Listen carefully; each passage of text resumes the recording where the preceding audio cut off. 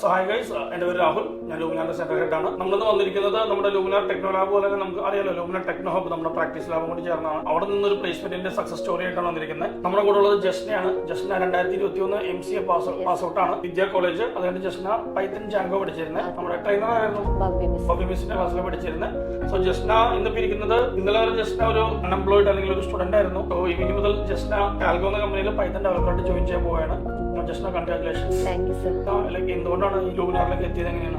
Luminar friends first ഇവിടെ course ചെയ്തിട്ടുണ്ടായിരുന്നു. അങ്ങനെയാണ് ഞാനും ജോയിൻ ചെയ്തത്. ദെൻ ഞാൻ ബാക്കിയുള്ളവരെല്ലാം .NET എടുത്തിട്ടുണ്ടായിരുന്നു. പിന്നെ എനിക്ക് പൈത്തൺ കുറച്ചുകൂടി കംഫർട്ടാന്ന് തോന്നിയോണ്ടാണ് പൈത്തൺ എടുത്തത്. പിന്നെ ഭവ്യ മിസ്സിന്റെ നല്ല ക്ലാസ് ആയിരുന്നു.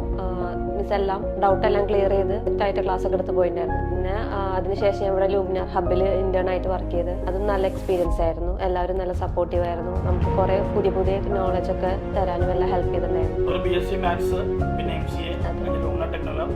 സോ ഫൈനലി ആ ഡെസ്റ്റിനേഷൻ റീച്ച് ചെയ്തു. IT കമ്പനി കയറാം. അത് ജസ്റ്റ് കയറിയെന്ന് വെച്ച് കഴിഞ്ഞാൽ ഒരു എന്താ പറയുക, ഒരു കേരളത്തിലെ ഏറ്റവും ഒരു ലാർജസ്റ്റ് IT പാർക്കാണ് ടെക്നോ പാർക്കിൽ കമ്പനിയിൽ കിട്ടിയിരിക്കുന്നത്.